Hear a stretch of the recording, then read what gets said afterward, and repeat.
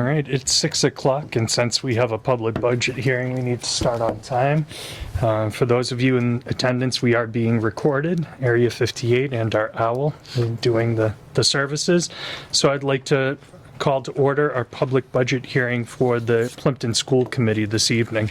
Is there anyone from the public who would like to speak to us about the budget? All right. I think it depends what the budget says. Understood.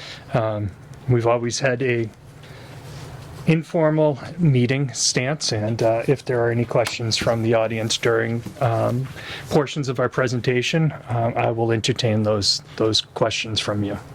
All right, so I will entertain a motion to close the public budget hearing. Motion. Okay, do I have a second? All right, all those in favor? Aye. All right, now on to our regularly scheduled meeting. And we have a lot of people in attendance here today. So we all know John. Nice to see our former chair of the school committee for an extended period of time. We also have Mrs. Taylor, Director of Food Services, Megan Aaronholtz, Ms. Sylvester, and Mrs. Kidd with us this evening. Do you guys have anything you'd like to speak to before we get in, or do you just want to chime in if anything comes up? I really appreciate you being here. Thank you for doing that. All right. Do I have a motion to approve the minutes from our January 24th, 2024 meeting? So moved. Do I have a second? Were there any concerns or corrections that needed to be made? Nope. Okay, seeing none, all those in favor of passing the minutes? Aye. Aye. It's unanimous. Thank you very much. On to the retainer agreement and a possible vote. Sure, in your packet, you'll see a retainer agreement by and between the Plympton School Committee and the Duperret Law Offices.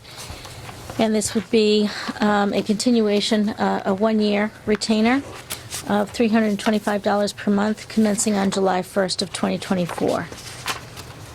If the committee wishes to continue this agreement, we would need a signature by the school committee to enter into that agreement. So we're seeking your approval to continue services through Duperret Law. Nikki, you work with Russ the most? Yeah, You good to do it? Would you like to make a motion to continue along? make the motion. All right. And do I have a second? I'll second. Okay, seeing no further discussion, all those in favor? And that's unanimous as well. Thank you. So the Silver Lake Youth Cheer Flyer is something we've sent out many years in the past, and again, this is our authorization for Peter to send it home in backpack mail. Any concerns or questions about that? Okay, entertain a motion to allow the Silver Lake Youth Cheerleading Flyer to be sent home. So moved. Okay, do I have a second? Second. Okay, all those in favor? It's unanimous. Thank you. So school committee correspondence. So I was contacted by the town manager. I will be meeting with the town manager on Wednesday to go over some preliminary budget numbers so we can start setting up a plan for meeting with the FinCom and eventually for town meeting. I did ask the town manager to put a placeholder in case we need to do anything for our facilities here in terms of cafeteria setting. I also got an email from Dan, who's interested in potentially looking at who's responsible for the clothing drop bin at the end of the driveway, whether it's the school district or it's the town, and whether or not that's necessarily the best organization to be working with. Yeah, I didn't have any but major interest in it. Just one of my neighbors mentioned it, and then as I started looking into it, I see that the company that picks up all those donations, it's a textile company that scraps the clothing and sells it off as rags, basically.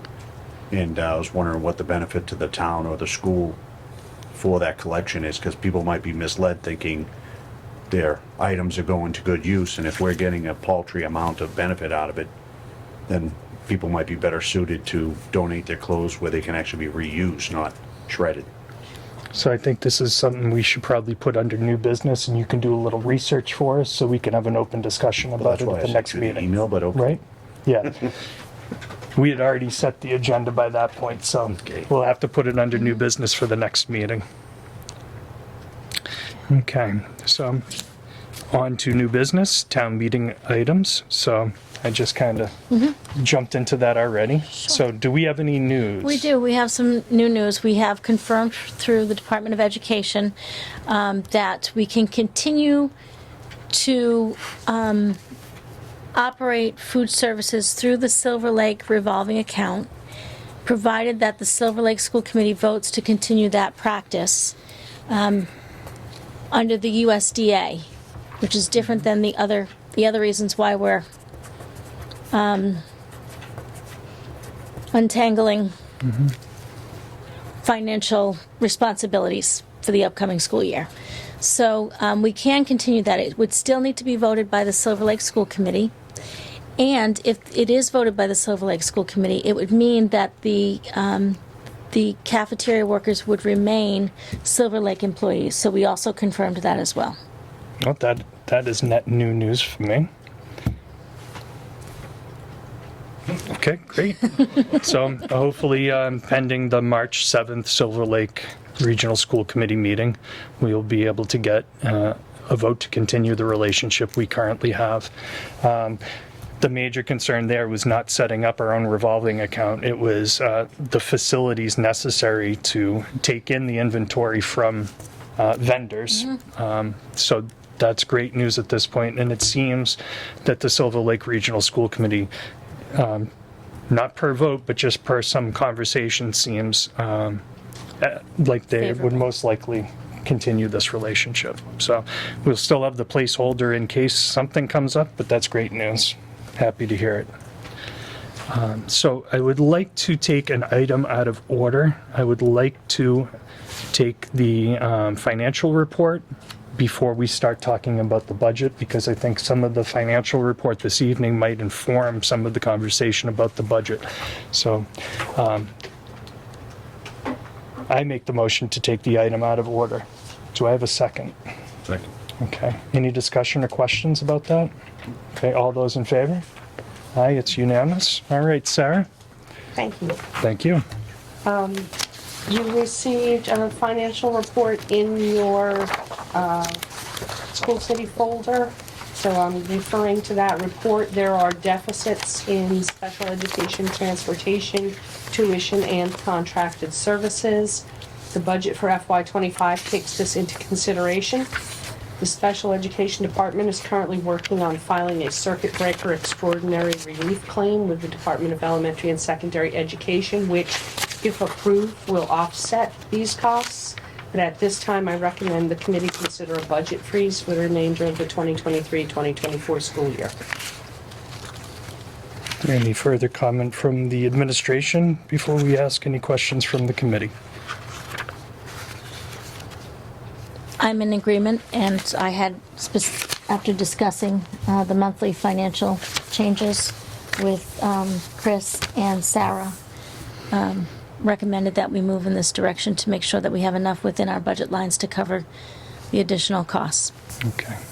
So I guess where I would start is last month versus this month, I saw the $105,000 deficit we had in special ed transportation. But since last month, that overall function line went from a positive 209,000 to a negative 15,000. What occurred in 1 month to change these numbers so drastically?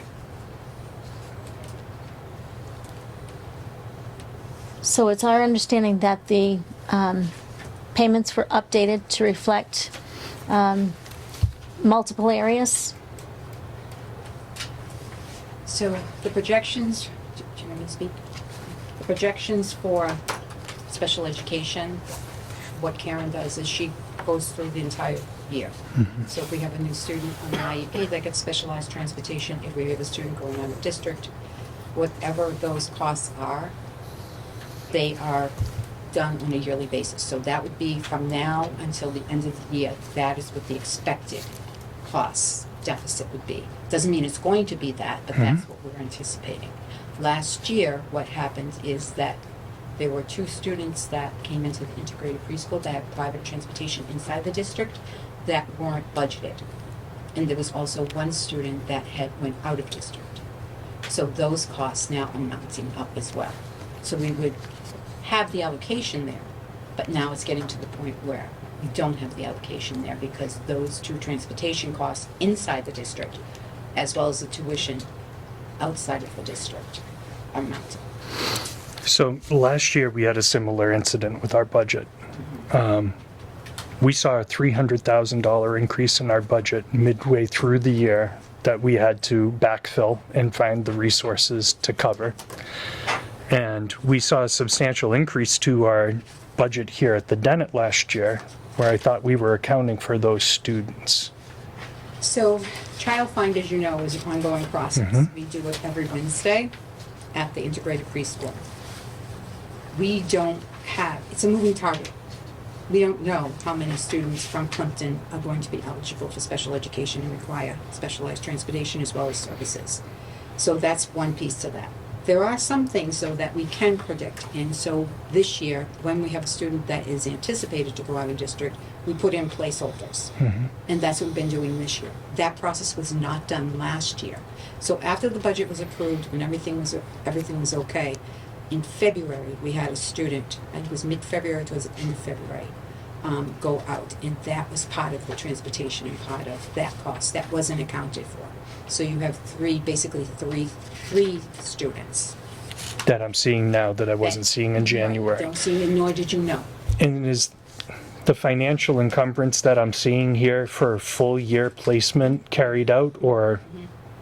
Okay, so this isn't just for the next 5 months. This is at the end of the year, when all is said and done and all the dust is settled, the expected deficit that you would have would be around $217,000. However, we're making some really good changes with regards to transportation vendors and asking them to take less fees, and they're agreeing to it.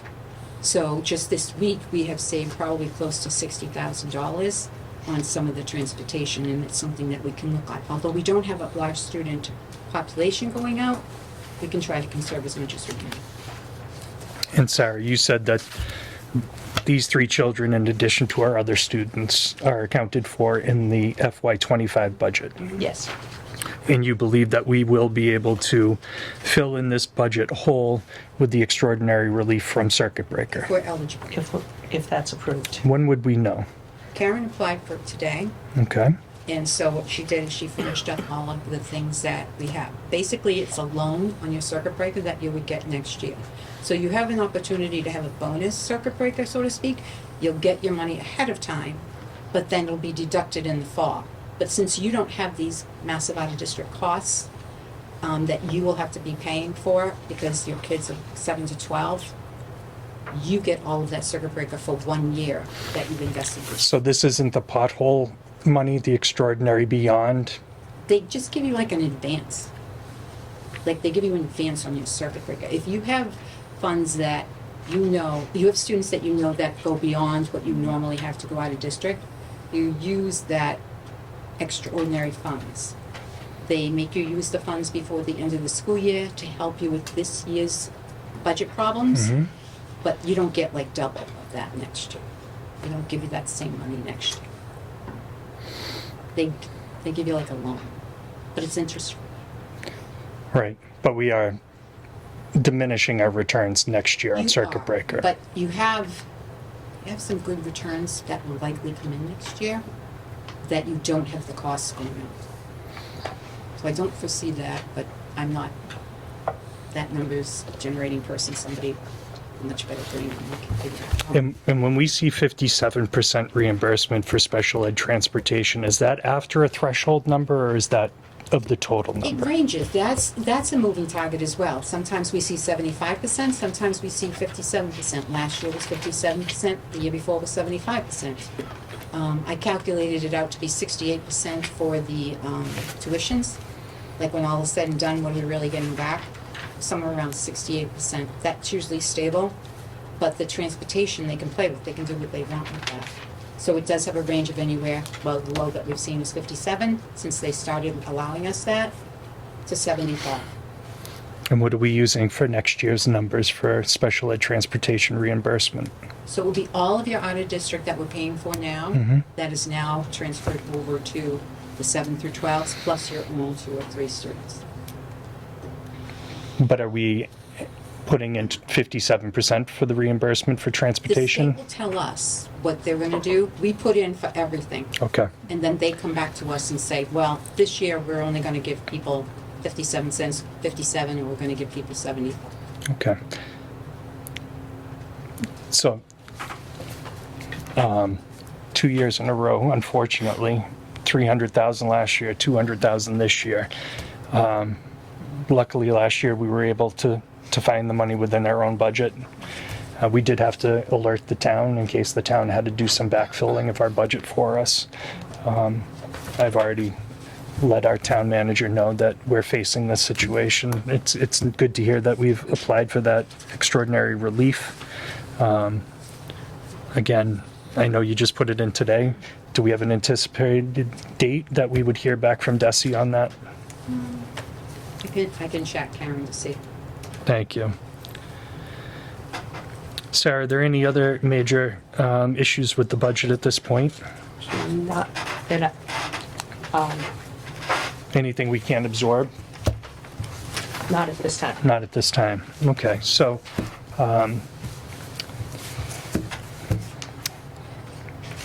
we've been given guidance that we should enact a spending freeze. I think that's wise at this point. Do you guys have any questions or concerns about a spending freeze at the building level? Nope. Okay, so I would entertain a motion for a spending freeze here at the Dennett. So moved. Okay, do I have a second? Okay, all those in favor? All right. And I will make a motion to accept the financial report as presented this evening. Can I have a second for that? Second. All right, all those in favor? Okay, very good. Thank you, Sarah. On to the budget discussion.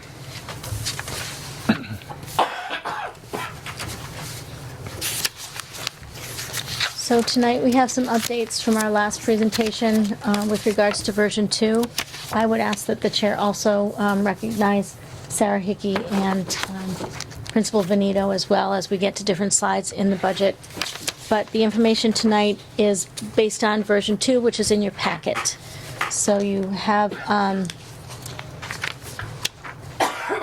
it should be labeled in the folder, but it's not actually labeled on the Excel spreadsheet because it's just a download from our system. So you recall the differences between the way the budget was voted and calculated in the past versus the present. We went over that last time. In the past, we were able to vote through, we were voting 3 different lines, a regular budget, a special education budget, and an out-of-district vocational. Moving forward, we have been advised by DESI and legal counsel that we should be voting on one budget number. We will still provide you with a breakdown of those amounts in our presentation, but legally, we're not supposed to be presenting 3 separate line items to the towns moving forward. Pre-K is now a Silver Lake expense. Out-of-district special education student tuitions for pre-K and 7 through 12 plus must be a Silver Lake expense per Massachusetts Department of Education. And we have also consulted with both our special education attorney and Attorney Russ Duperret on this matter, and all are in agreement that this is how it should have been done in the past and should be done moving forward. The extended school year is now part of each school's budget. In the past, it was paid out of a revolving account that no longer exists because Silver Lake Elementary special education programs, other than pre-K, don't exist. So that's an addition to the Plympton budget that you haven't seen in the past. Special education grant will be used for out-of-district tuition costs. As an offset, in the past, it has been used to cover the cost of some staffing. You're going to get the same amount to offset your budget. It's just when we apply for the grant, we use it to offset tuitions. Shared cost positions are going to be paid according to the regional agreement percentages. And so that was cleaned up in this budget cycle. And circuit breaker FY25 has been applied in version 2 to Plympton. We've used a placeholder of $107,000 for this version of the budget. Sarah's going to explain the difference about circuit breaker past and present, and she's gone into some detail here, but she's going to provide you with a summary. So essentially what this slide says is that the money that is received for circuit breaker in FY24, which is this current year, is a reimbursement for money that was paid last year by the town of Plympton. The money that will be received next year in FY25 will be money that was paid this year by the town of Plympton for students pre-K to 12 plus.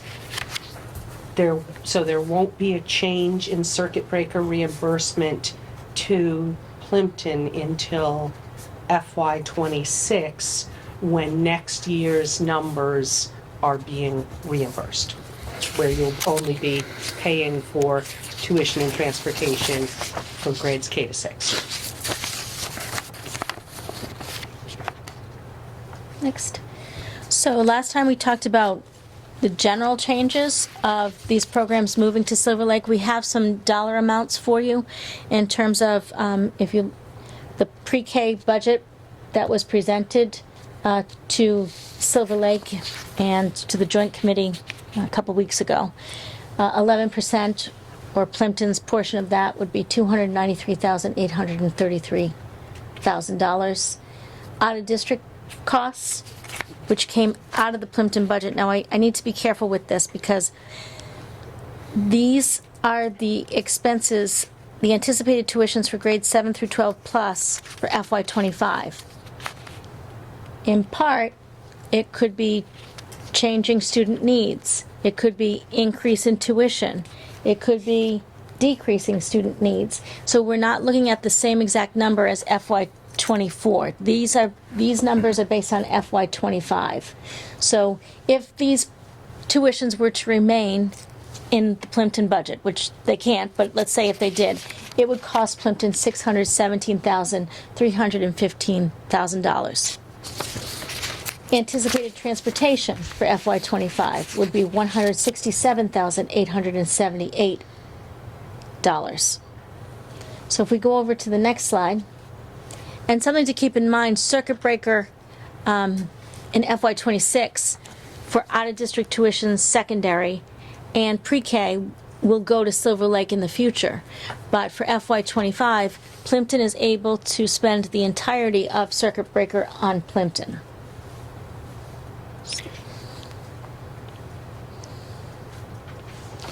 I have a lot of questions. Should we keep going? You Or can do keep wanna- going. No? Okay. So the other increases to the Plympton budget include the 2 Silver Lake paraprofessionals. Those we have included in the current budget. Again, we believe that there will be no additional costs for the cafeteria if Silver Lake votes to approve that remaining a revolving account. According to the USDA, it can function and manage itself in that way.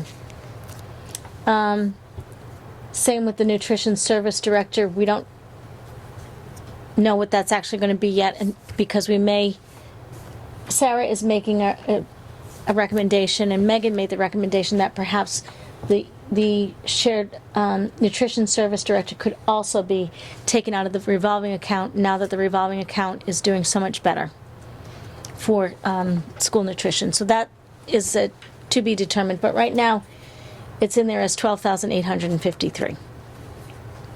The shared cost for the curriculum coordinator for Plympton share is $15,993,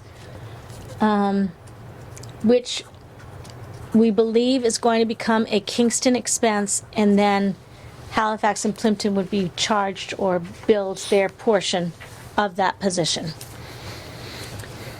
The extended school year costs, K through 6, 31 students in Plympton are eligible. That would cost up to $65,000, and transportation would be about $7,500 for the summer programming. the decreases to the Plympton budget. If you count up the tuitions and the transportation and slide, can't remember what we had on slide. The previous slide, so it was the pre-K, the tuitions, and the transportation. It would give us $1,079,026. That has left, would have been a Plympton expense that is now a Silver Lake expense because we're doing it the way that we are required to do it by the Department of Education and our district requirements. So So that's Yep. where my big idea question comes. Last year, we had a budget of $4.3 million, right? We take out $1 million just to keep numbers round, that would bring us to $3.3 million. But tonight I'm being presented with a $4.1 million budget, which means you took out $1 million, but you put $800,000 in, which is almost a 25% increase over last year's budget. yes. Some of that is answered here, but not all of it. So the FY24 budget was, the forecast was low at 625, just in tuitions alone. So the forecast was again below what we're currently spending. In FY24, we're at about $1 million. And we only forecasted for 625,000. So that's 400,000 there. So the mistake in last year's budget is catching up with us Yes. to a tune of $400,000 this year. Yes. And then if you look at transportation that was budgeted last year, 77,000. Currently, transportation is 205,000. So that's another 100,000. And we're trying to backfill some of that by applying for the extraordinary relief. But essentially, we're stealing some of the reimbursement we're going to get for next year. Yes. Can I ask, how are these budgeted numbers so miscalculated? I mean, these aren't small amounts of money. Now, we Over $500,000 on those two items. We recognized last year that there was a problem with the way that we were forecasting. And also, one of the things that we put into place was the placeholders, that moving forward, we would have placeholders, that we wouldn't wait until January to find out where we stood.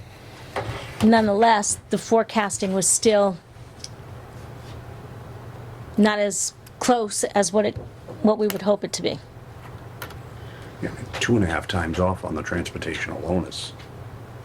And some of it has to do with increasing rise of costs that all schools are experiencing, but not all of it. Part of it is a forecasting issue. Part of it is increase in tuitions and transportation.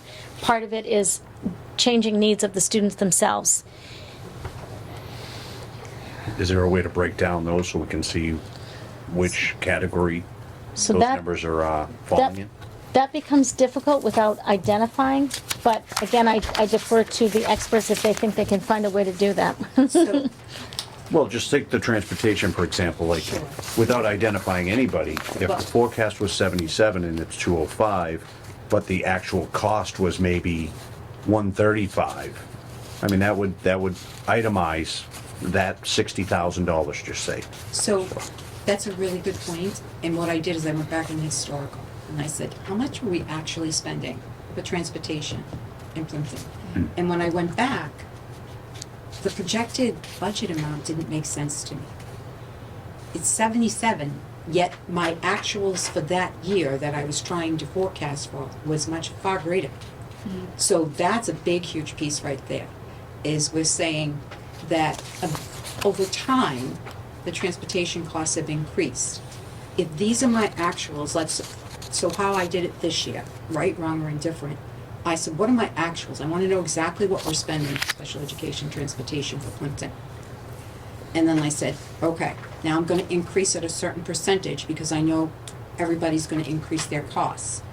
And then I'd like to put a buffer in for students that we find between now and then, but I think the 5% that I put in will cover a lot of that, because it may only be 3%, which means I got a 2% buffer. That wasn't done. We actually budgeted far less than the actual costs that we had fiscal year '23 for '24. That was a huge, huge mistake. But to piggyback off of that, if we have half of the kids now that we're responsible for, and I don't know what the exact number is, why don't we have half the cost plus the increase that we need? You won't see the realization of your savings for the secondary students going off to Silver Lake High School or middle school, the out-of-district costs, until next year. But that's the budget we're creating right now. That's the budget we're creating right now. So we don't know what you're gonna get from circuit breaker, we estimated it. We have a. Is that the placeholder you have for 167? No. 107, circuit Okay. breaker. We can guesstimate, So you have 107 for circuit breaker? Yep, and 60,000 is the 240 grant, 240 grant offset. what we're Okay. we get a little estimating. bit of the early childhood, it's not much, it's like $2,700. Early childhood. Okay, Silver Lake. That's great. And you so, get that. but I'm still having a tough time understanding this. Okay, I understand we under budgeted this year. We had a 205,000 potential expense. If we have half of the kids out of district that we're responsible for next year, shouldn't we be budgeting about 105 to 110 for those kids? And Silver Lake can worry about the transportation for the other kids who are now their responsibility? Transportation is budgeted at 111,000. So we do have it adjusted. Yes. Okay. So we had 77 last year, which you said was grossly under. It's about 1/3 of what we needed. You anticipate 205 and your number for next year is 111 for the students Plympton will be responsible for, which is a $34,000 increase even though we have less kids. But you believe that's what it will cost to transport them. That would be your in-district as well as out-of-district, so that would be your students that have private transportation that are transported in-district. It's not just your out-of-district. So while you have a few students going out-of-district, we also have students with IEPs who require specialized transportation as part of their services. Okay. And that factors in a 5% buffer. I did put the 5% Please, increase. The please. state said 3.9, I put 5 in, so that we could have some leeway, because special education is a dynamic process. We don't know how many kids are gonna be eligible for Yeah. IEPs. We follow the referrals, and the school's done a very good job of sending me the referral information, what grade we're referring at, what are the primary disabilities, who's referring them, who's referring students, and so we analyze that data and then we try to guesstimate how many of those, let's say, 21 students are going to be eligible for special ed. Do you have any questions, comments so far? I see. Dig in. I know John has one, so I want to check with you guys before I go to the audience. John? So if I oversimplify this, basically we're under budget $500,000 for this year. A little over. Which means that we should have brought a 20% increase to our budget, not an 8 for last year's town meeting. That puts us at a 4.8 starting point, which starts to, I think, find some of the money. Doesn't make me happy, but I'm starting to find the money because going from 4.8 down to 4.1, you know, 700,000 net savings with the money moving over to Silver. Still not sure where we find the money for all this, but is that the right way to think about this? I mean, we basically had a 20% increase to our budget, Without knowing, and we didn't budget it. right. And we still brought Kind of. 8%, but there's about 12% more there. And a little bit more accurate with the budgeting last year for special education, you wouldn't have seen as much of an impact this year. But It's a very polite way to put it. It's huge. It's huge. Now, Dad, With the special education, as far as like the PAC side of it goes, there was a freeze on tuition cost. Was that factored in as well? The tuition costs were just sent out, I think, this week for fiscal year 25, the department sent, but we got a letter saying that we could expect, I think it was 3.69% Okay. earlier in the school year for our budgeting purposes. They said use the 3.69, and that's where I said, I'm just gonna use 5 because I know there's gonna be more kids getting IEPs, and there may be even one student that may have to, go out of district. So, Okay, so the 5 is for additional children, not per Right. capita, right. because that number stayed the same. No, you have a 5% increase on the existing out-of-district tuitions and transportation. Okay. The state said 3.69, so that's 1.31, if my math is correct, 1.31% extra above and beyond what the state said to budget for. That's your buffer, in case we have more students that need private transportation or go out of district.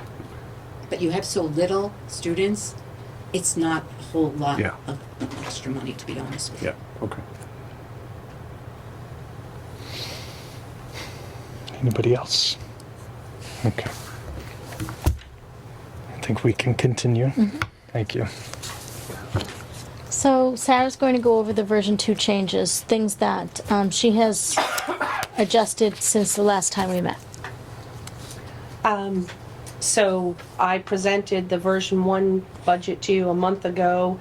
Changes were made between version 1 and version 2, so I've listed the changes here. They're in the teaching line. I needed to adjust the portion of the elementary curriculum coordinator salary. I had budgeted 1/3 of the curriculum coordinator salary to each of the elementary schools, and we went back and decided that the curriculum coordinator salary would be assessed according to the Union 31 percentages, so that represented a $24,744 decrease to the Plympton teacher salary line. The second number there, I had a teacher double counted in the salaries, and so I removed the double counted teacher, which was a decrease of $102,907 since I last presented the budget to you. We put in the circuit breaker estimate of $107,000. So that is I created a tuition offset line. So when we last met, there was a general special ed tuition line. It's the line 9290.800.40, and in that line was the cost for the cost for extended school year, the cost for placement in a program in Halifax. There was the offset from the 240 grant, and the offset from the circuit breaker would have gone in that line, and I thought that made that line confusing. So I created a separate line and called it tuition offset, and put the circuit breaker and the 240 grant offset in that line, and then in the general special ed tuition line is now just extended school year and the DLC program tuition. So I have a question about the tuition offset. I appreciate the explanation that 107 is circuit breaker and 68 is the 240 grant. In FY24, Plympton received $134,000 in circuit breaker. Why do we anticipate 107 for FY25 if we have more expense? We wanted to be conservative. We didn't want to overestimate, and Okay, I think that's the only thing we can come up with. so Can I maybe just, like, incoming money, we're being conservative, outgoing money, apparently we're being conservative with as well.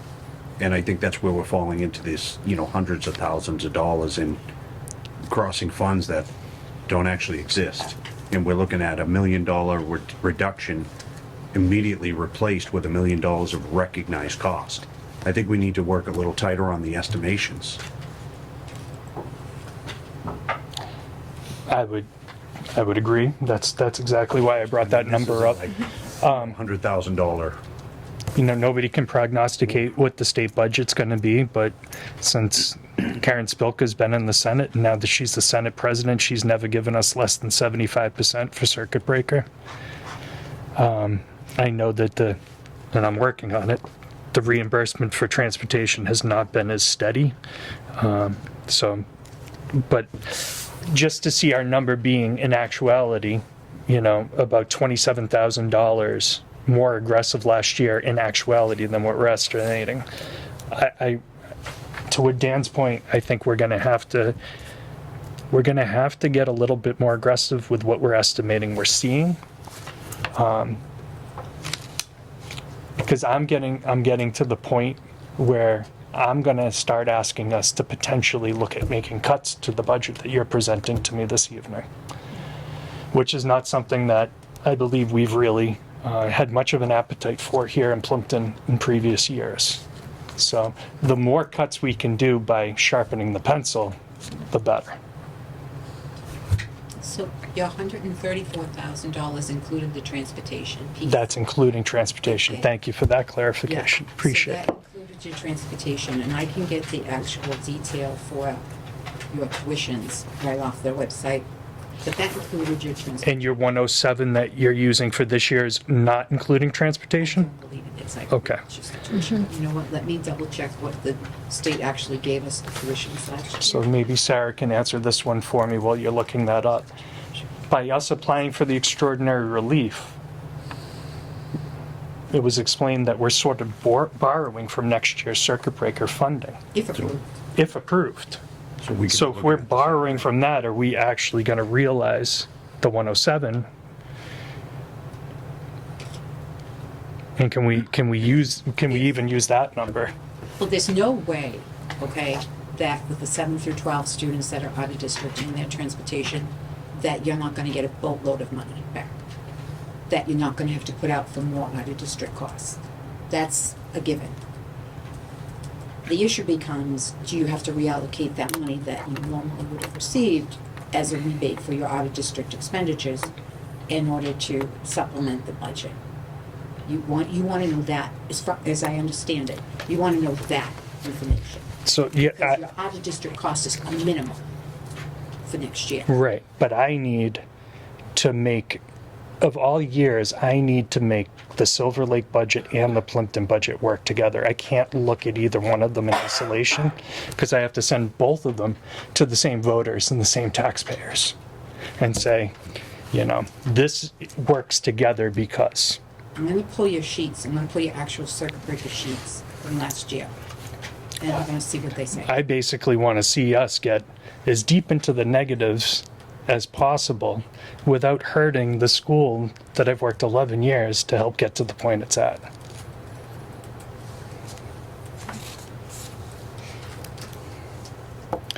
Because with the numbers we're still seeing from Silver Lake, and Sarah, you've done a great job getting that number narrowed down, it's still the overall increase to Plympton.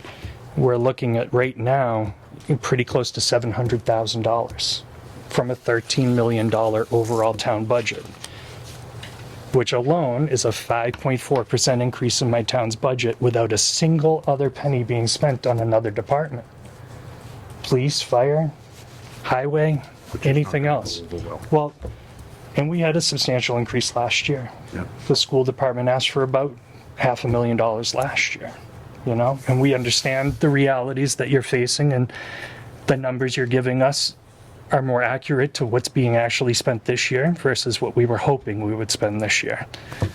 But again, Proposition 2.5 only allows for so much draw from the town. And if we can narrow down that $700,000 quite a bit, I mean, we have hundreds of thousands of dollars to go before we can make this square with our constituents. So yes, please, as sharp as those pencils can get without backing us into a hole like we found ourselves in the past 2 years. Yeah, because if we're going on speculation and the numbers are wrong, we could be cutting things that don't need to be cut. which that's the last thing we need to do is cut anything. Agreed. All right. Continue with the slide. Please, thank you, Sarah. So I need you to go back, Peter. So the other change that you would see from version 1 to version 2 of the Plympton budget is I moved Mrs. Marcolini from a special education line into an administration line. It was my understanding that she's not working solely as a special ed Support. coordinator, per se. And so the administration line was where it made the most sense. So that had no change overall on the budget. So the decrease from the version 1 to the version 2 budget was $234,651. And I appreciate that color on moving Mrs. Marcolini into the principal line. Looking at her job description, I think it is justified, even though we still understand that her chief role is in support of the psychological services, the guidance, and just the day-to-day functioning of our students in Tier 1 through Tier 3. Yeah. So, thank you. So circuit breaker, we'll try to get a better estimate for you for the next version. Regular day reflects an 11% increase of about $307,590. Special education reflects a 38% decrease of about $530,384. Substitutes are level funded. Utilities have been increased by 5%. Shared cost estimates are included but not updated to reflect any potential changes. There was no vote at the last joint committee meeting. The total budget is a decrease of 4%, a decrease of $188,894 less than last year. So, on the utilities, have we realized any net savings from the solar panels yet? So the savings from the solar panels, that is part of the assessment process, and that comes off as a revenue source during the assessment process. I think we're talking about the Plympton solar panels only, not That's correct. the... I'm Yes. sorry. No, it's okay, Sorry. because Silver I am Lake has still new here. Silver Lake has a power purchase agreement as well. You are correct. But so- specific to our solar panels we installed over the summer. I'm going to apologize that I can't answer that question at the moment because we received these random, I don't know how else to describe it, but 2 random Eversource bills for $30,000 that I'm still in the process of trying to figure out what they are and what they're for, and are they correct or are genuine? And I see your look of surprise and imagine where I'm at on this. They collectively 30,000 or two separate It, 60,000 and some total? I'm gonna get the dates wrong, but it was something like an envelope showed up on January 29th with a bill dated January 13th or so for a total of about $30,000. And then the next day, an envelope showed up with a series of bills and an invoice for December. And it was for Dennett. And it was for Dennett. And it didn't have an account, so Eversource? What service periods were those for? Oh, they were for October, November, December, so, Were they different amounts? yes. So they would, so in theory, they're saying we owe them 60,000 No, roughly? keep in mind, the January bill showed up before the December bills. Okay. Yeah. So the January bill had an unpaid balance from December because we never got it until after the January bill showed up. And I'm gonna be honest with you, we haven't paid, it's not in this warrant because I'm still trying to figure out what in the world it is. Is it legitimate? Yeah. My first look at them, that they don't look like our regular Eversource bills. They don't have the meter numbers on them. And I contacted the town and still trying to figure out what they are and are they legitimate? John, you had involvement with getting the solar panels installed. Regardless of phantom Eversource bills, what is supposed to happen, or how it's supposed to work, is we should get 2 electric bills. We should get one from Select, whereby we are buying power from them for 6 cents and change. Our power purchase agreement gets us about, I think, 9.5 cents and change. This is for generation only, so the only place we're saving money is on generation. For the power generated at the school, we should therefore be getting about 1/3 of a discount, a third of the price, for any power generated here. On the Eversource bills in the summer, we will see a net metering credit. We will not see that for probably 8 months of the year, because we're using, again, we're supposed to be generating about 60% of our power with these panels, on average over the course of the year. So we should be getting a bill from Select, and we should be getting a bill from Eversource for the makeup amount between what we generate and what we use. That's it. So, and what's our total budget for electric? 65,000.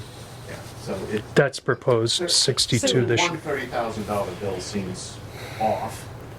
And the other piece that seems off about it is we have been getting regularly Eversource bills, and I forgot the name of the other one, Select. Select.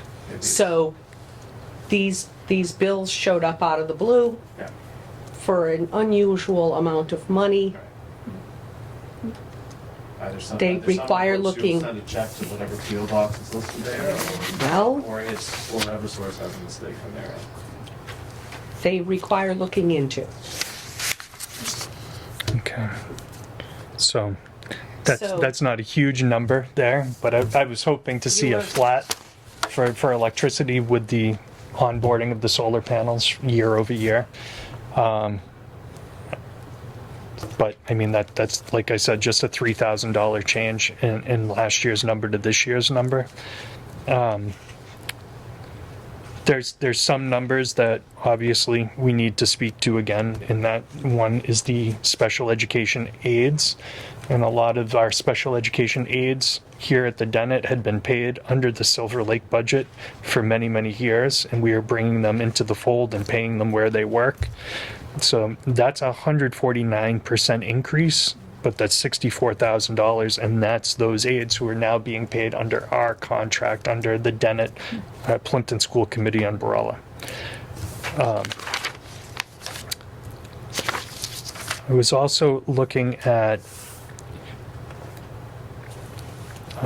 the principal salary earlier, and I think Sarah addressed that one well, where you see an 87% increase. And again, that's where she brought Christine over to the principal line, and you will see an offset for that under salary for guidance and psychological services, which went from $201,000 to $100,000. So the offset is there. Did any of you have any questions about any of the particular lines on the budget at this point? Okay. Again, with where Silver Lake is at this point, my concern again is the town's ability to pay for the budget. And using $40,000 as a percent of our budget, that's the number of potential cuts that I'm going to be asking for from the administration, is to bring back to us some tiers of cuts. And each tier, I would like it to be $40,000. And I would like 4 potential tiers, which would bring us down $160,000. And you can see Mr. Veneto has always run a fairly tight ship here. There is not a lot between us cutting into some very vital services here at the Dennett. But I think unfortunately that might be the position that we find ourselves in if we can't get the Silver Lake budget to come down as well. Do any of you object wholeheartedly to us having those options available for the next meeting? Hoping to God we don't need to actually use them. Having them available isn't the problem, but I'll go with the second half of that we don't have to use them. That's gonna be awful. But I think we have to look. Okay, Kate? Okay, so, Factored into that, though, tightening up our projections, yeah, absolutely. that could eat up a lot of those $40,000 tiers. That's what I'm hoping as well. And then they wouldn't be recognized as, $160,000 cut. They're just realistic numbers that suffice the same end goal. Okay. Would you authorize me to work with the administration to come up with some of the options for us for our next meeting? Yep. Kate, you okay with that as well? All right. So I will not be happy to do it, but I will make myself available Thank you. to work with you on making those tiers of potential cuts for our budget. Okay. Homeless transportation is a placeholder estimate. We have not taken the offset to the kindergarten faculty. We thought we would be able to take 24,409. We found out just today before we came here that that amount has decreased by about 200. We're going to be able to take 20, assuming that it is approved. We would be able to take 24,217,000. So it's not too far off, but again, it's an estimate. Take it. So we'll have to make that adjustment for the next time as well. In out-of-district vocational, we have one student that we anticipate will continue. We have 3 placements budgeted in total. April 1st is the deadline. We won't know until April 1st what the total will be. And we have taken no school choice reductions this year. So I have a question about the out-of-district vocation. So we have 3 placeholders, Yep, right? Oh, 2 plus the 1 student, correct. Thank 3 you. in total. 3 in total. But we're showing $9,900 for transportation. How many kids would that transport? 3. That would transport all 3. Okay. And we'll know about the total number April. Does that number change if it stays at 1? The only time that changes is, for example, if you have a student who attends one of the schools and they move to town in the middle of the year.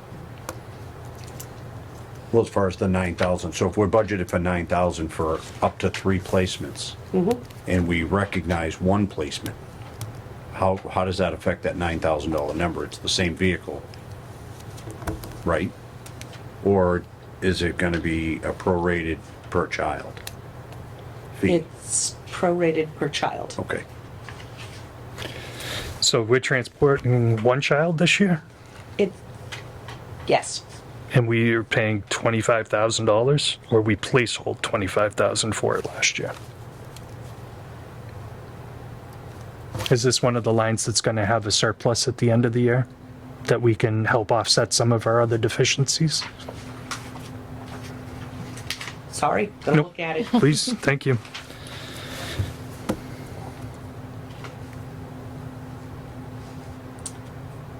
Right now, there's $18,000 left in that line. Okay, so that will have a surplus that can That will help have a us surplus, offset yes. some of our other deficits. Yes. But that's why the $9,900 looks like 1 kid to us, because we're seeing 25,000 from last year. So I- we can potentially go down, no?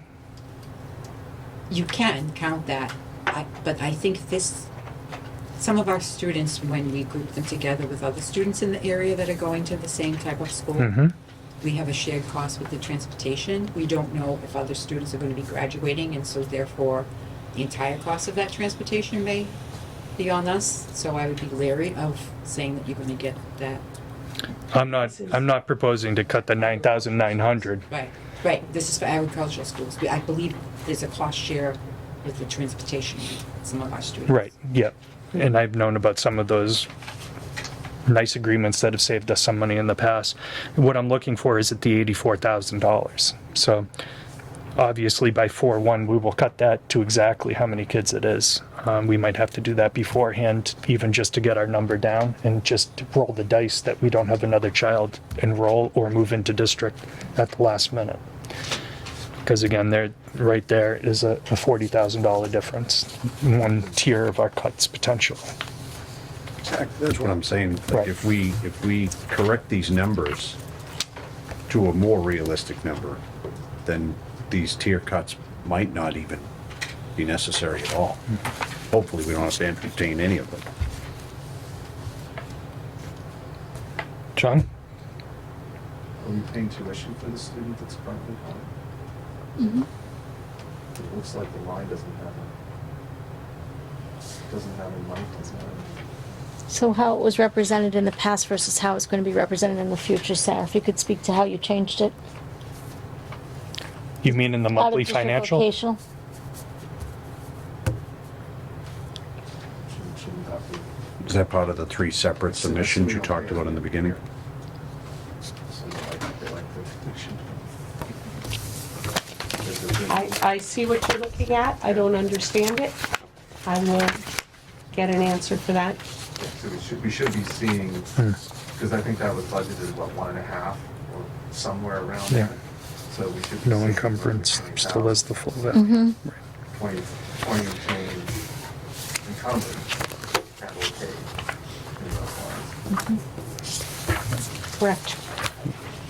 That's why I was having a disconnect. I was like, Okay. Yep. Not included, if you recall from the last time we met, no additional staffing has been added to this budget. We don't know if potential kindergarten enrollment increases. English language learner needs. Since the last time we met, we got feedback from our English language teacher, who helps provide services to our students here. Plympton currently reimburses Kingston about $2,000 per year. The issue is that Kingston needs this person to be full-time. Both Halifax and Plympton have seen an increase in needs this year that Kingston can no longer provide services for because they've had such an increase in student needs as well. We project, based upon DESI's guidelines, 26.25 hours just to meet the minimum recommended hours at Dennett Elementary School. We're recommending a 0.5, a part-time English language learner teacher here. We think you would have a, if both Halifax and Plympton approve of this person, we think you'd have a better time finding someone if we could offer them a full position between the two districts. So 32.5 is without benefits, correct? Is there a way for us to truly capture the cost of a full-time equivalent, not just salary, but their actual cost to us?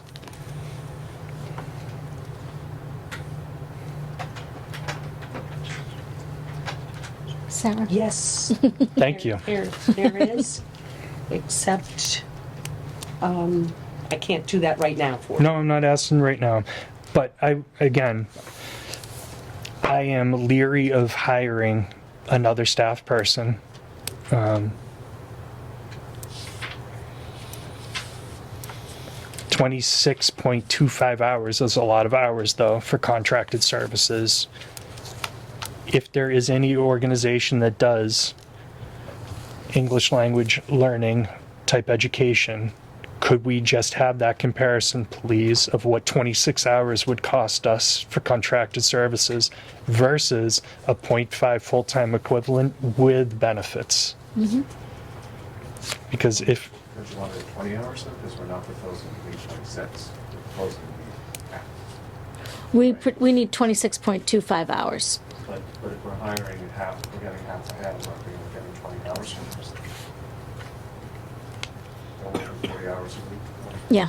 So meet the requirements, we're gonna be closer than we are to say, Right. like, the $2,000.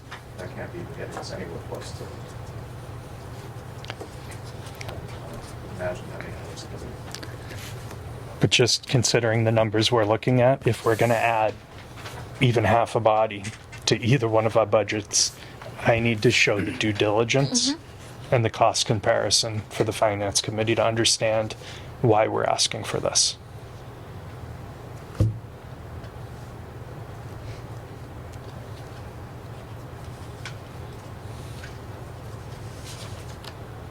Sarah? So on this slide, I put together a comparison of FY '24 to FY. Some people are visual, and I thought you'd appreciate the visual. So on the left-hand side is the FY '24 budget with, the gray represents the tuition and transportation costs for FY '24. The orange is the amount of a circuit breaker that has been used for the FY '24 budget. And then the blue, for lack of anything better to call it, is all else. On the right-hand side, the same colors, but on the right-hand side, you have a yellow strip at the top, which represents the two positions that moved into the FY '25 budget from revolving accounts. And I don't know why there's not a label for the orange. That's supposed to be a thing that says circuit I breaker think with if arrows. Pete advances one more, it will show up, There yeah. we go. Ta-da! I didn't know that was animated, sorry. Okay. So the orange is the circuit breaker, and you can see that we've sort of level funded circuit breaker from year to year.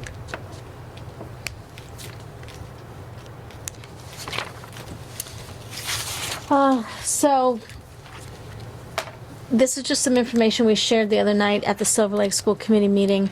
In 22-23, we had started to make some changes by more fully utilizing the financial software, correctly funding stipend positions, developing a centralized HR database, which we did not have in the past, recognizing that we would need to address the Silver Lake configuration. So we took care of those items first. This year, we're addressing the Silver Lake configuration and correcting financial structural issues. Primarily, Silver Lake Elementary, other than pre-K, doesn't exist, should not have existed, but did. Shared cost agreements were not always put in place to reflect the actual regional agreement, and moving forward, they are. And out-of-district secondary, past and present, should always been part of the Silver Lake budget. So those are some of the biggest changes in and out of the two budgets, Plympton and Silver Lake. So can you stop there for a second? Go back to that one, Peter. So I had a lot of questions about the out-of-district placements moving to Silver Lake, because I couldn't wrap my head around how that squared with the regional agreement update and how the changes were being made. So I asked the superintendent to contact Desi, to contact our attorney, and specifically our special ed attorney. And what information did you find, Jill, when we did that research? Sure, so all of them confirmed that both the past regional agreement and the present regional agreement, it's not really a result of the changes to the regional agreement, that the secondary students should be paid by the district that the students' grade levels are in. Plympton, Halifax, Kingston should never have been paying for students in grades 7 through 12 plus out of district. The only exception to that is out of district vocational, and By statute, by statute. right? Is there anything that precludes us from doing it the way we did? Is it something we could form an agreement to do that way that Desi would have to approve for us, or is it something that they, We would based on your conversations? We would have to amend the regional agreement again. We would need all three towns to approve. Okay. And Desi. And Desi. Right. Yeah. And what is the cost? Is there a cost difference, or is this just an accounting issue So by changing it? back of the napkin math that I did is that we had a lower percentage of out-of-district placements in the secondary level than the other two towns. And when you put all of those kids together now, we own about 11% of all of the kids, 7 to 12, pre-K, all the way up to 22 years of age. So there is an increased cost to Plympton from the back of the napkin math I've done. I have not confirmed that with the administration. That Plympton is now carrying some of the load for some of the out-of-district placement students that we hadn't previously under the other configuration we had. But that could change as students move through the system. It's just the luck of the draw this time around. That's correct. Say we have some level of results here, because we've gone from a very lean year, 2 years ago, Mhm. Right. 450,000, we're at 1 million. Mm-hmm. So that's over roughly a 2-year period. Well, we missed some of it last year, right? As those kids move through, that may then pass it to the district, and we may go up on the other side. That's right. Right. So the ebb and flow of it is it will all come out in the wash, but right now it seems that we're shouldering a little bit of the financial burden of the change.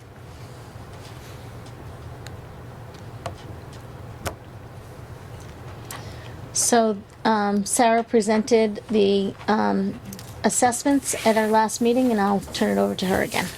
So I do need to apologize. Jill and I were reviewing these slides after they were sent out to you, and... We updated them. Right, but I don't know if the presentation in your packets was updated. It is. Oh, excellent, thank Yep. you. So, in the process of putting together the budgets, plural, and the assessment, and the whole process, one of the things that I had to do for myself personally was put together a big picture of what was going on. So I started here in November, and I created the Halifax budget, and then I did the Silver Lake budget, and then the Kingston budget, and then the Plympton budget, and presented the preliminary budgets. And then once all of those were done, I did the preliminary assessment, and I thought it was important at that time to put together a big picture for everybody to look at. And so this slide here is the draft assessments for each of the towns for Silver Lake. Do you want me to read the numbers off of it, or? No, but specifically that 887,000 is what I referenced for Plympton share earlier.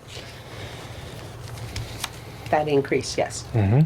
And so then on the next slide, I put the town's operating budget. So if you see, currently I'm on the version 3 of the Halifax budget and version 3 of the Kingston budget. And I just presented to you version 2 of the Plympton budget. And so those are the numbers for each of the towns. And then the next slide is what I refer to as the overall cost of education.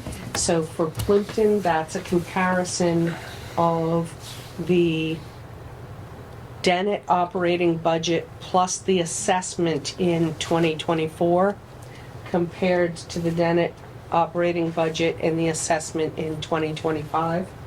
And so this is the overall change. And this is the $700,000 that I mentioned earlier. That's 5.4% of our town's budget, an increase. And again, trying to figure out how we can get that number smaller and how the town can afford this is really the next step. Can I just ask a question? So our Please. cost share, back to the Silver Lake side of it, our cost share is 11%. It's about 11. That's just an easy number to Just for use. round figure. Now, is our, and I already know the answer, but because our population is not exploding like Kingston, for example. They're developing every inch of earth in Kingston. And obviously that comes with children in the system. So how is their population rising and ours isn't in any way commensurate with one another, or even Halifax? And how accurate is that 11%? Should that 11% be adjusted again? Because, It's- like I said, if they're putting up buildings with 200 units, It's adjusted annually.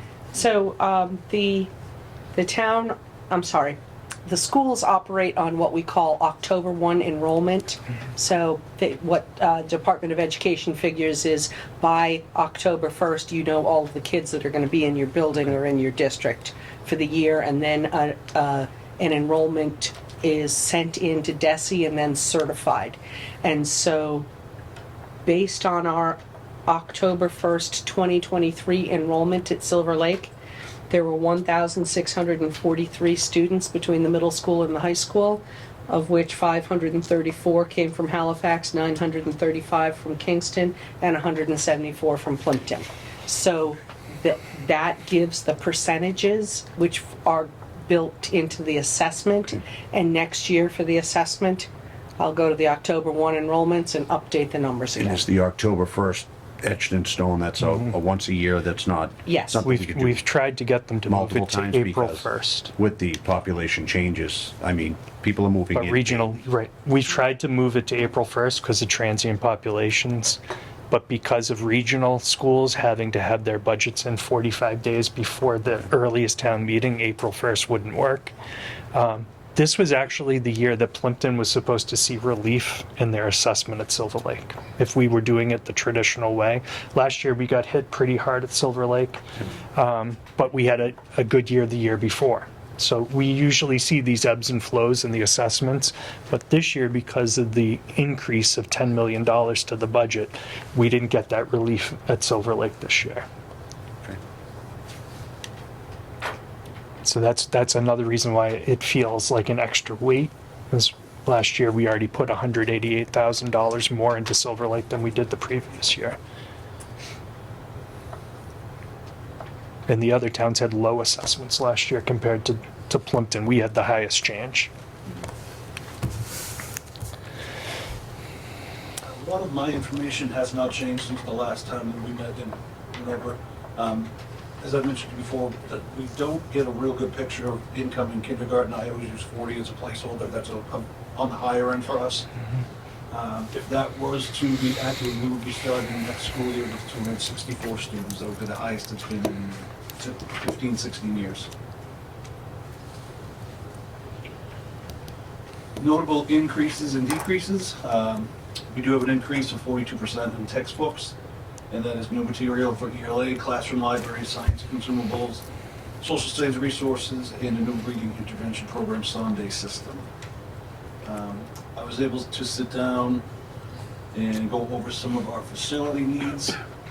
We still have 3 roof that need to be replaced, and we're getting a figure on future siding needs because we believe that's only another time.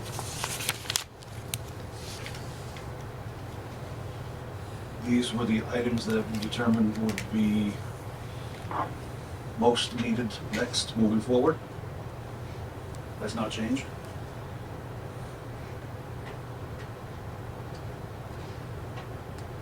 Michael Ellis and I sat down and went over some things that needed to be done.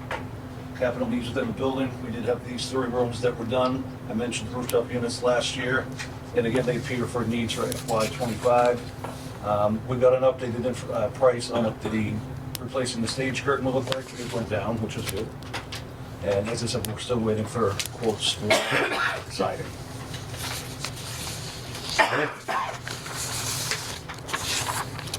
Can you go back to the personnel adjustments? So in FY21, we added a 3rd full-time special education teacher here at the Dennett. And I saw in your slideshow from last week, you said that your population is about 19% IEP at this point. So out of 264 students, that would be approximately 50 students on IEPs with 3 full-time special ed teachers. It's a caseload of around 17, which is on the higher end of what we would like to see. But I think considering the constraints of our budget this year, 2% more for another special ed teacher at this point, as one member of the committee, feel free to contradict me, I don't think that is where we need to be looking at additions. The ELL teacher seems to be a more pressing issue, considering the 26 hours that Peter was showing, a $32,000 cost, where we're only paying $2,000 right now for that much service. It seems like we're really behind the 8 ball when it comes to the English language learner. Do you guys have any? Well, wasn't it noted that Kingston can't offer? Yeah. They can't do it anyways, but I mean, we were only offering that much Right. already. So we're in a situation where we're gonna have to Find something. So now what does Halifax do? They're in the same position as you. They're going to be looking for a part-time person. Okay, so the split would be Halifax and us. Okay.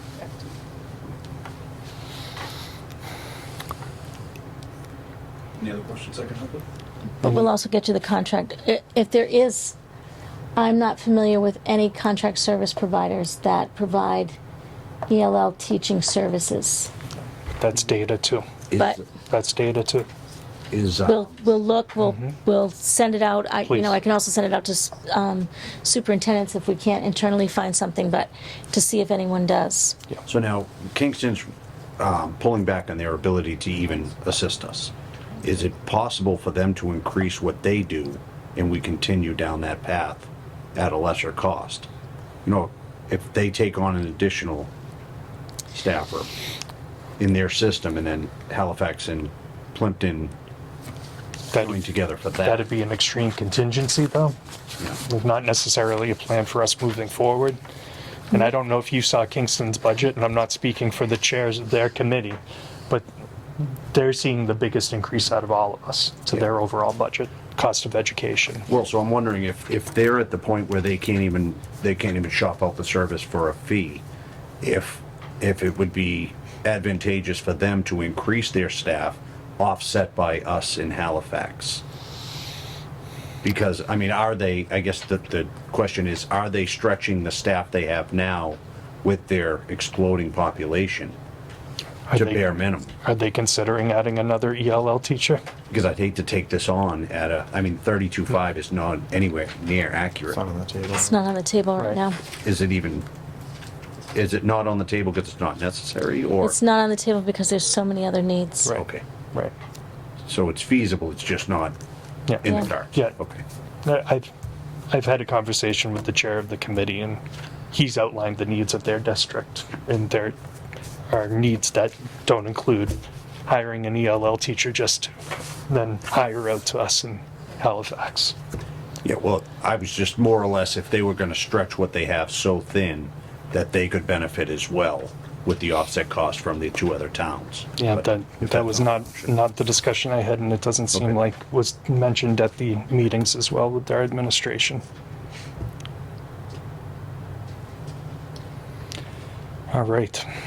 So that is what we've been able to update since our last meeting. We continue to look at, what we're looking at now is the line-by-line payroll items because we moved over to the new HR system. We want to confirm that the numbers in our system are matching what we use to build the budget. And we will continue to look at ways to possibly refine our estimates and continue to look for anything else that may be an area that we can save some money. Appreciated. And just to bring it up at this point, we have benefited greatly over the past 3 fiscal cycles from additional Chapter 70 funding from the state. And this year, the trend continues. So we were at about $750,000 back in FY22. And looking forward to FY25, we have an increase from the state of $164,000 net of receipts for Chapter 70 for the local budget here in Plympton. So another piece of the puzzle to help the town wrap their arms around and their minds around the number that we're bringing to them is that $164,000 from state aid. That's not included in any of your versions of the budget because that goes directly to the town. Right. So I have that number for us here tonight. Very happy to see it and continuing to push on the rural schools bill, which was not put out to study, which is basically a way of saying a bill is dead. It was put out for revisions. And we're still hoping to see potentially the legislature agree to a 75% reimbursement for special ed transportation that we can count on year in and year out, just like we can for the circuit breaker. But the state's facing its own fiscal challenges this year. A lot of people think Governor Healy's budget was actually more aggressive than what's sustainable. She's using a lot of one-time funds just to get us what she's getting us this year. But it seems like when it gets to the Senate and the House, they always try and add a little bit of their own touch to the budget. And we hope, as always, that the governor's budget is the floor and we might be able to see some additional funds come in as it goes through the process. We're only in the third inning of that baseball game right now. So that's my legislative update. Let's get back to the agenda now, unless there's any other questions. Go ahead, John. I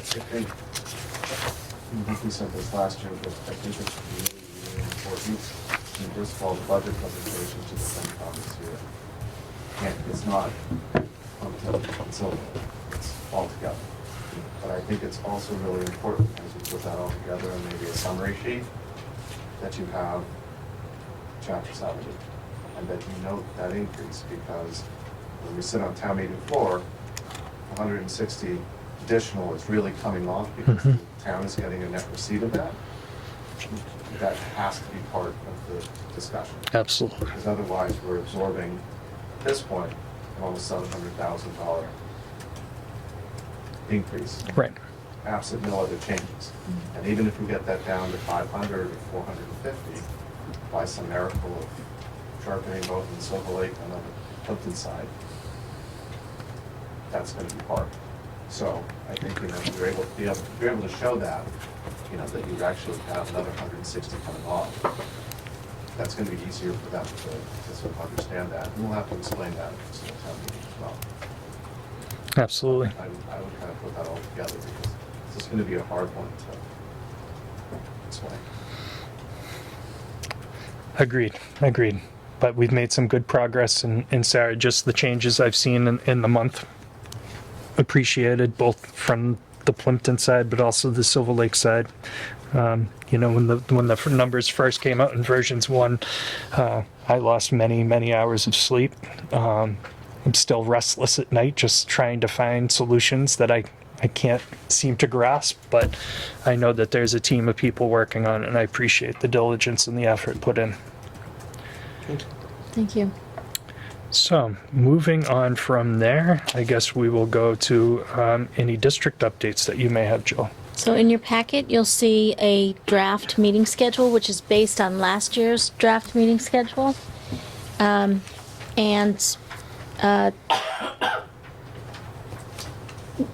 of the meetings being held at Dennett Elementary School at 6 p.m., unless otherwise noted. One thing you may want to consider is the May 19th meeting. I know that Silver Lake moved their May meeting to June after the election, so. Yeah. So Halifax last year didn't convene for almost 3 months, and they didn't have a chair for 3 months. So the recommendation is to have a June meeting instead of a May meeting, so we can, at the very least, reorg and have a chair that can work with the administration in the town in case there's any business that comes before us. Does that sound all right to everyone? Yep. Okay, so if we could find a June date that Okay. works. And that could be a virtual one, and doesn't have to be a very long meeting, especially after town meeting. Budget would be over anyways. Okay, It'd be a nice quick one. all right. We can do that. Yeah. And we'll present this again to you next time we meet with a proposed date that you can actually vote on. All right. And anybody see any other dates that don't seem to work? Dan, you picked out the Halloween one a couple years ago. Noticed that for us all. They look good. Yeah, nothing really. Work with everyone. All right, great. Yeah, appreciate you bringing it back to us at the next meeting. Thank you. The only other item is that I forwarded to the committee the press release regarding the Commissioner of Education stepping down from his role in March of this year. So that was sent out to school committee members. And the current status is there will be an interim Yes. and then a proper search. Okay. All right. On to CASA. Any CASA updates? None? Okay. All right. Principals report. Peter? Thank you. I can update that CASA provided a luncheon for the staff right before vacation, and those are always very well received and very thoroughly appreciated by the staff here, so thanks to CASA for that. I want to let you know that we had 253 students enrolled. We do have some good news. We were able to fill our Title I tutor position. Mrs. Sally Rothmich will be doing that. We have report cards going home on March 19th, and then shortly after that, on the 21st, we have parent conferences. And one of the larger events that we have here at Dennett, we have our elementary school talent show. That's March 22nd. And we've actually had to move that to the Silver Lake Regional Middle School because we're getting too big at that show. So it's a nice venue to be at as well. And please send our thanks to the parents and volunteers who are helping to coordinate that, especially the move over to the middle school and corralling everyone for rehearsals and the event itself. So please extend our thanks for their efforts on that. Will do. Thank you. All right, any questions for Peter? Okay, and we've already heard from Sarah. Sarah, thank you for your update earlier. So we're on to Ryan for some curriculum updates. Thank you. So this week we have our student survey on Thursday, February 29th. So families have received the notifications in line with our policy, with the notification, the copies of the questions, and the 3 opportunities, 2 weeks out, 1 week out, and 2 days in advance. So hopefully teachers can see the benefit of doing the survey twice and seeing the progress their students have made in grades 3 through 6 here at Dennett. Also this week we have Lauren Alteris, Martha McBride, and Christine Marcolini participating in the Edge Climber data dashboard training. That's over at KES. We have about 30 staff members across the district learning this platform, and the vision for the platform as articulated in the strategy for district improvement is sort of like a one-stop shop for all of the data that tracks student progress. So right now, teachers have many platforms that they would interact with, like STAR, Dibbles, Power School. If they were looking at a student's MCAS scores or Access scores, they'd have to dig into Edwin. The goal with EduClimber is to sort of collate and collect all this data and just provide one secondary platform for teachers and interventionists to track student progress and to try to make it easier. The tech team, myself, Melissa Farrell, have been working on getting some baseline data in there, and then we're excited this week to work with teachers from each of the schools on providing some training for that, getting their feedback on what else should be in there, and then how to best use it. So we're excited to be able to move forward with that. It's a lot of work to customize a data platform like that, but we have the right people working on it in terms of getting teacher input, interventionists, coordinator of student support. So we're excited to get the momentum going so we can accomplish that goal this year. So it's a quick update on what's happening with some curriculum instruction and assessment. It's pretty cool work you're doing, Ryan. Thank you for that. Sure. Thanks for sharing. Any questions for Ryan? All right, so unfinished business, the Dennett fields and use by dogs. So I'm going to speak with the town manager when we see each other on Wednesday about our preliminary conversation about how we're not seeing much of a reduction in the dog waste, and it seems like we almost are punishing the good dog owners in town by not allowing them to be able to use the fields responsibly, and what some of our next steps might be in conversations with the selectmen. Playground, did we get any information about when we might? Yes. So I had an opportunity to meet with Facilities Director Mike Lawless about the certified safety inspection of the Dennett playground, and I learned an awful lot in that meeting, and so I'm going to share as much as I can with you. The vendor is going to actually have the quote for us tomorrow, and Mike Lawless told me to expect it to be a few $1,000s, which was, I believe, what we had expected for that. The slowdown has been the inspection process for the rubber membrane turf. I don't know what it's called. The Surface, yeah. surface. Yeah, Thank you. no problem. I mean, Kate would know best, but I think that's adequate. In order to test the surface, they need to know exactly the thickness and the height and what the specifications for installation was, because if they have the wrong information when they go to test it, it would almost be an automatic fail. And so Mike was working on getting all that information to them so that they could do the test properly. Also, the surface needs to be above 32 degrees in order to do the test. So we're gonna look for a window of weather above 32 degrees, and the playground needs to be closed for 2 days in order to do the complete inspection. So once we have all the pieces in place, that's something we'll coordinate with the school itself. Awesome. Thank you for that. Any questions? All right, great. So, report. Since to just push that out till April vacation? Or is it something we're looking to do sooner? Well, if that's a possibility. Well, then that solves the temperature issue and for the most part, the use. Correct. All right. Admin review.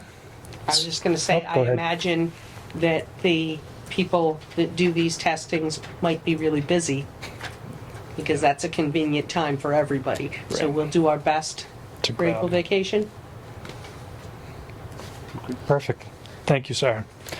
Admin review. So Nikki and I participated in an admin review meeting that went over some of the shared cost contracts for administrators for our Union 31 joint meeting with Silver Lake Regional School. We made recommendations as a committee to those groups to move forward with their recommendations for budgetary purposes. Policy, there has been no meeting. Negotiations, executive session this evening. Union 31, we had a preliminary discussion about shared costs contract, but no vote was taken at the meeting. PAC? PAC just received back from DESI their draft collaborative agreement, which we're gonna have to get on the agenda for next month. They're looking for a vote from each town before April 30th, which puts us for our March meeting, which I can send out.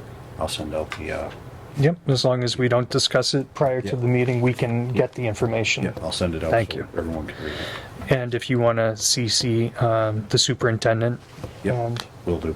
And that just keeps things above board as well. and we also have an option for DIPNA to come here and put on a presentation and answer questions if people feel that necessary, or we can just go through. Do you guys have any strong desire to have the executive director of Pilgrim Area Collaborative come and present to us, or should we hold that in case we ever need to talk to her? Okay, I yeah, think we're okay too.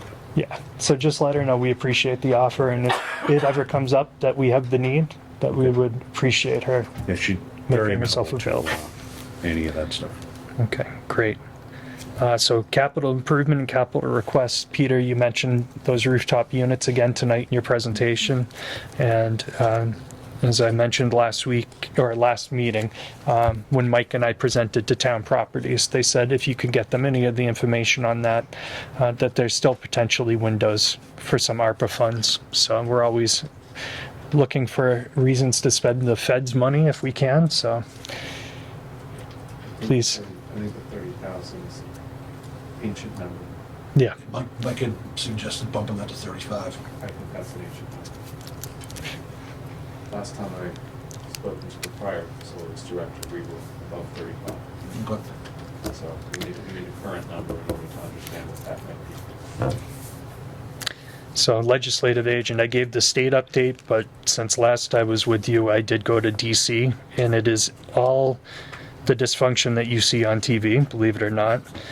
The Senate has its ducks in a row. They have a FY24 budget, even though they're already starting to work on the FY25 budget. They've never actually passed an FY24 budget at the federal level. They're working off what's called continuing resolutions. Scary news first. Title I was actually cut in the first House version by 60%. The current version that's being discussed, it cuts Title I by 40%. Title II was wiped out to zero. No funding for Title II. Scary news for FY25's federal budget. There's no E-rate reimbursement included in the federal FY25 budget, and that's for broadband internet access. We do use some of those funds for reimbursement for our T1 and above lines for internet connections. It's not even part of the federal budget at this point. Good news is I was with Senator Markey when he introduced the PARAS bill, or the PARAS Act, and this is to help with the teacher shortages we're seeing throughout the nation, and also to elevate our paraprofessionals in their professional development training and giving them a pathway to becoming fully licensed teachers. So I was honored to be there with Senator Markey when he announced that. Still no movement on the full fund IDEA Act, and IDEA is the federal version of circuit breaker, and statutorily they're supposed to give us 40% of extraordinary funds spent on special ed, and right now they funded at about 14%. So if we ever got the full fund act to happen over the course of 10 years, they would get to their statutory level, and we would see more than a 300% increase in the federal dollars for special ed, which, as we saw tonight at this meeting, is desperately needed, and it would impact every single kid in our building, because it would loosen up the dollars that we are dedicating to our students with special needs. So that's the federal update. Single signature warrants. So I brought with me tonight 7 warrants that are circulating for your signatures, totaling $182,529.35. Thank you. I will deliver those to the townhouse tomorrow. Appreciate it. So we are going to go into executive session, not to return to public. So I'm going to make that motion now, but I just wanted to thank everyone for coming this evening and participating.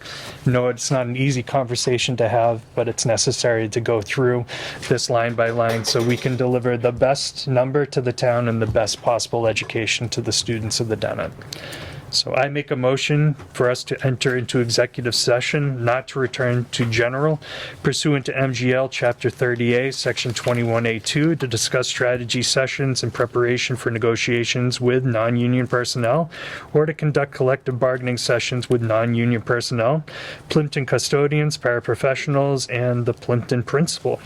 And pursuant to MGL Chapter 30A, Section 21A7, to comply with or act under the authority of any general or special law for the approval of our executive session minutes of 1/22/2024, and not to return to open session. Do I have a second? Second. Okay, so this is a roll call. Yes, Dan? Yes. Nikki? Yes. Kate? Yes. All right, thank you very much. Appreciate it.